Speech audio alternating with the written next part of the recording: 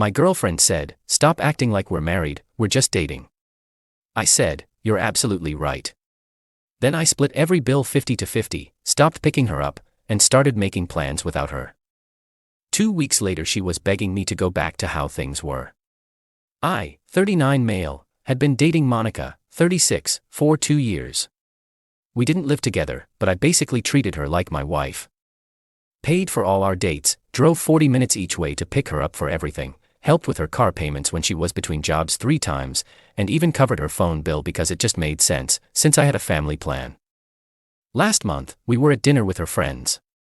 One of them asked when we were getting married. Monica laughed. Not a cute laugh, but that dismissive snort she does. God, why does everyone keep asking that? We're just dating.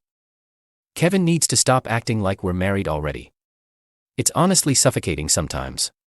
Her friends went quiet. I took a sip of my $18 cocktail I was paying for and smiled. You're absolutely right. She looked surprised. What? You're right. We're just dating. I've been overthinking this whole thing. She smiled and rubbed my arm. See, that wasn't so hard to admit. The check came. $340 for the table. Usually I'd grab it without thinking. Instead, I pulled out my phone. So that's $68 each for you 5, right?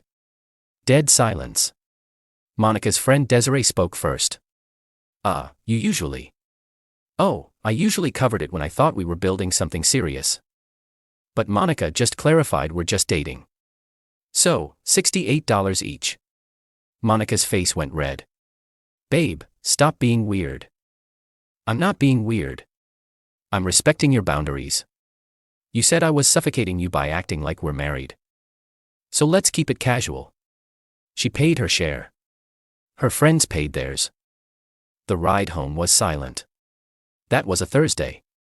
Friday morning she texted asking what time I'd pick her up for her cousin's wedding that weekend. I'm not.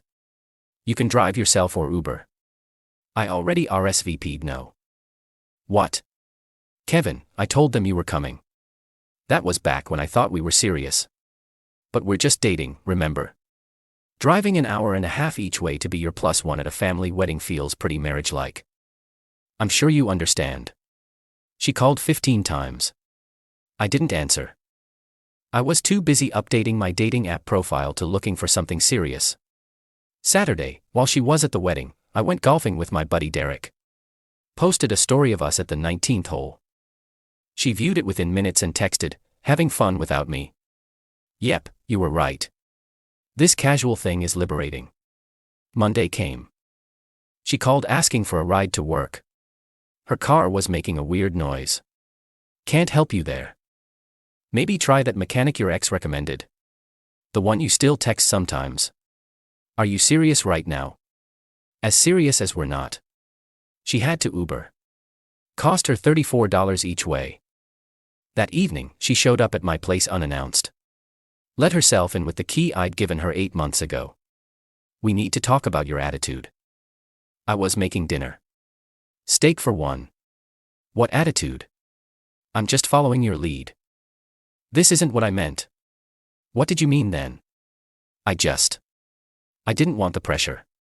Everyone keeps asking about marriage and babies and I'm not ready. Cool. Neither am I. Not with someone I'm just dating. So what? You're punishing me. Punishing? No, I'm adjusting my investment to match yours. You want casual. This is casual. She noticed the dating app notification on my phone light up. Are you fucking kidding me? What? We're just dating. You never said we were exclusive. We've been together 2 years. No, we've been dating for 2 years. Big difference according to you. She threw her tea at me and stormed out. Update 1. Holy shit, did this escalate? First, Monica started a propaganda campaign. Told everyone I was financially abusing her because I stopped paying for everything. Her mom called me a manipulation artist. Her words, not mine. Diane, your daughter told a room full of people that we're just casually dating. I'm responding accordingly. After 2 years, you know she has commitment issues because of her dad. And That's not my problem to fix with my wallet. She hung up on me. Then Monica's car actually broke down. Like for real this time. Transmission issue. The quote was $2,400. She called me crying. Kevin, please, I need help. You know I can't afford this. Have you tried asking someone you're in a serious relationship with? Stop being petty. I'm not being petty. I'm being logical. I spent roughly $2,000 a month on our casual relationship. That stops now. $2,000, you're insane. I pulled up my spreadsheet. Yeah, I'd been tracking. Your phone, $85. Gas for pickups, $250. Dates, $800 minimum. Your random emergencies, usually another $500 to $700. Plus the 3 months I covered your car payment at $400 each. Want me to continue? Silence. That's what I do for someone I'm building a future with, not for someone I'm just dating. She hung up. But here's where it gets good. Thursday night, she posted on Instagram, "When you realize your worth and stop accepting the bare minimum." My boy Derek screenshotted and sent it to me with "Lmo, she's wild." I commented, "Bare minimum. I have the receipts that say otherwise. But go off, queen." She deleted the post within an hour, but not before about 50 people saw my comment. Her best friend Natalie called me. "Kevin, what's your endgame here?" No endgame.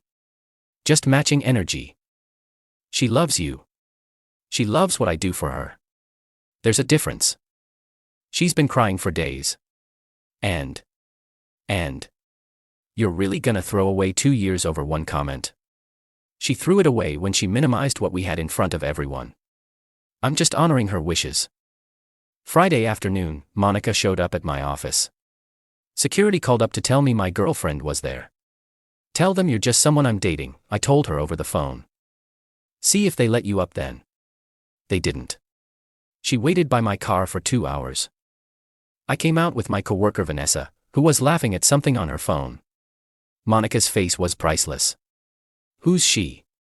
A coworker. We're grabbing drinks. Casual ones. Nothing serious. Vanessa, God bless her, played along. Yeah, super casual, just friends, she winked at Monica. We left Monica standing in the parking garage. Vanessa and I really were just friends, but Monica didn't need to know that. Vanessa thought the whole situation was hilarious and insisted on buying the first round just for the entertainment value. Update 2. Monica went nuclear. She started showing up everywhere. My gym at 6 a.m. She hates mornings. The sports bar where I watch games. She hates sports. Even my boring work happy hours. She called them corporate drone gatherings. Each time with a different strategy. At the gym were the yoga pants I'd bought her for Christmas. Tried to work out next to me. I moved to the other side of the gym. She followed. I left. Sports bar, showed up with Natalie and 2 guys I didn't recognize. Sat 2 tables over, laughing extra loud. I ignored them and actually had a great conversation with a woman at the bar about the game. Monica accidentally spilled a drink walking past. The bartender banned her for 2 weeks. Work happy hour. This was bold. She showed up in a dress I'd never seen, looking incredible, and tried to charm my coworkers. Started telling stories about when we went to Napa and our favorite restaurant. My coworker Brad, absolute legend, goes, "Wait, I thought you guys were just dating. Kevin said you made that pretty clear." She excused herself to the bathroom and didn't come back. Then came the financial reality check. Her roommate moved out. She couldn't afford the place alone and asked if she could stay with me, temporarily. Why would I let someone I'm casually dating move in? Because I'm about to be homeless. You're about to be inconvenienced. There's a difference. Get a new roommate or a cheaper place. You live in a 3-bedroom house alone. Yep. And I love it. She called me heartless. I reminded her that heartless would be leading someone on for 2 years while taking their money and giving them girlfriend benefits without the commitment. I gave you girlfriend benefits. You gave me exactly what you wanted to give. Just like I'm doing now. This is when Monica made her fatal mistake. She contacted my ex, Teresa. Teresa and I ended amicably 5 years ago. We still exchange Christmas cards. She's married with twins now. Monica knew this. Monica fed her some sob story about how I was emotionally manipulating her and asked if I'd done the same to Teresa. Teresa called me laughing so hard she could barely breathe. Did she really think I'd help her? After she openly admitted you were just a wallet to her. Wait, what? Teresa forwarded me the messages. Monica had actually written, he took care of everything financially and now he's using it against me just because I said we weren't married. How did you deal with his control issues? Teresa's response, control issues. Kevin paid for everything because he's generous and was building a future with you. I dumped him because I wasn't ready for marriage and felt guilty taking advantage of his generosity. Sounds like you have no guilt though. Good luck with that. I posted the screenshot on my Instagram story with the caption, when your ex has more respect for you than your current situation. Monica lost her mind. Showed up at my house at 11 p.m. banging on the door. Take it down. Now. No. Kevin, please. Everyone's seeing it. My coworkers, my family. Should have thought about that before you tried to recruit my ex. I was desperate. I love you. You love my lifestyle. There's a difference. That's not true. Okay. Prove it. Pal, date me without the financial support. Pay your own way. Drive yourself. Handle your own problems. Do that for 6 months, then we'll talk about getting serious. Her face told me everything. That's not fair. You make 3 times what I make. And, I dated you when you were unemployed. 3 times. I can't afford to date like we used to. Then we'll date like you can afford. Picnics. Home-cooked meals. Walks in the park. You know, things people do when they actually enjoy each other's company. The silence stretched out. Finally, that's not the relationship I want. And being an ATM isn't the relationship I want. She left. Update 3. The extinction burst arrived, but not how you'd expect. Monica did something I didn't see coming. She got strategic. She found herself a rebound. Some finance bro named Garrett she met on an app. Dude had a Tesla and a hair transplant that wasn't fooling anyone. She brought him to all our mutual spots. Posted Instagram stories of him buying her dinner with captions like, "This is how a real man treats a lady." Derek sent me the screenshots. Bro, you seeing this? Yep, good for her. You're not bothered. Why? She found someone else to pay for her lifestyle. That's exactly what I expected. What Monica didn't expect was for Garrett to be an even bigger player than she was. See, my coworker Vanessa's sister, Priya, matched with Garrett on the same app. He was taking her out too.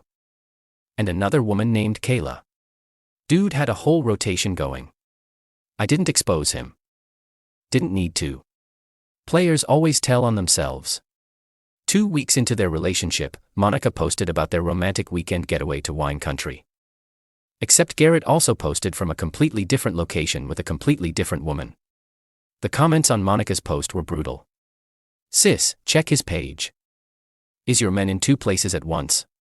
This is embarrassing. Delete this. She deleted everything and called me at 2 a.m. crying. Did you know? Know what? About Garrett. We're not together, remember. Your dating life isn't my business. Kevin, please. I made a mistake. You were right. I want us back. No, you want your ATM back. That's not. Monica, you literally couldn't even agree to date me without the money. Your first rebound was another guy with money. You haven't learned anything. I have. I realize now what I had. What you had was a man who loved you enough to invest in a future together. What you gave back was embarrassment and disrespect. I'll go to therapy. Great. Do it for yourself, not for me. You're really done. I've been done since you laughed at the idea of marrying me. She sobbed. That's not what I meant. Yes, it was. And you know what? Thank you. What? Thank you for showing me who you really are before I wasted more time and money. Before I actually proposed. Before we had kids. You did me a favor. She hung up. But Monica wasn't done. She made one last play that backfired spectacularly. She convinced her mom to call my mom. Now, my mother is a retired high school principal who raised 4 boys mostly alone after my dad passed when I was 15. She doesn't play games. Monica's mom, Diane, called her with this whole sob story about how I was breaking her baby's heart and ruining her financially. Mom listened patiently, then responded. Diane, your daughter is 36 years old. If she can't support herself without my son's money, that's your failure as a parent, not his as a boyfriend. Kevin's father died when he was 15, and he still managed to put himself through college and build a career. What's Monica's excuse? Diane sputtered something about different circumstances. Mom continued. Your daughter publicly humiliated my son, told everyone he was suffocating her for treating her well. Now she wants him back because the bank account closed. I raised my boys better than to fall for that. Then Mom called me. Kevin, that girl's mother is as entitled as she is. The apple didn't fall far from the tree. You dodging a bullet, baby. Thanks, Ma. Your daddy would be proud of how you handled this. Don't you dare take her back. Wasn't planning on it. Final update: it's been a month since that dinner. Here's where everyone landed. Monica is still single. Garrett ghosted her after the wine country fiasco. She's been posting those inspirational quotes about knowing your worth, and the right men will come along. She also started a GoFundMe for her car repairs. It's raised $47 so far. Natalie contributed $20. She moved back in with her mom. Diane posted about adult children always having a home to come back to, with about 15 heart emojis. The comments were sympathy from other moms and laughing emojis from everyone who knew the real story. Last week, Monica sent me a 4-page email. It included an itemized list of everything she did for me in the relationship: cooking dinner twice, meeting my mom, going to my company Christmas party. A calculation of what she thinks I owe her for emotional labor. A payment plan for me to help with her car repairs as a good faith gesture. A bizarre section about how this was all a test to see if I really loved her. I responded, new phone, who dis? She showed up at my office again. This time, I had her trespassed. Security has her photo now. Derek's been calling the whole situation the Great Reckoning of 2024. He even made a meme of Monica's face when I asked for separate checks that night. It's become legendary in our friend group. Vanessa and I actually did start dating. Turns out, spending 3 weeks roasting my ex together was a solid foundation. She pays for every other date, drives herself, and last week when her car battery died, she called a AAA, not me. Though I did meet her there with coffee, because I'm not a monster. First time she stayed over, she saw my spreadsheet of Monica expenses. Yes, I still had it open. She whistled low. $24,000 a year. Bro, you were basically paying alimony to someone you weren't even married to. Yeah, well, live and learn. For that money, you could have leased a nice car. Or dated someone who actually liked me. She laughed. Well, I like you and I'll buy my own damn dinner. My mom loves Vanessa. Says she has backbone. Monica still texts from random numbers occasionally. Last one was, I hope you know you ruined my life. I really did love you. I didn't respond, but I did think about it. She didn't ruin her life. She revealed it. The life she had was built on someone else's foundation. When I removed that foundation, it all collapsed. And that's not my problem anymore. Edit. Since everyone's asking, yes, I kept receipts of everything. My accountant actually thanked me because I can write off some of those gifts as losses. Silver lining, I guess.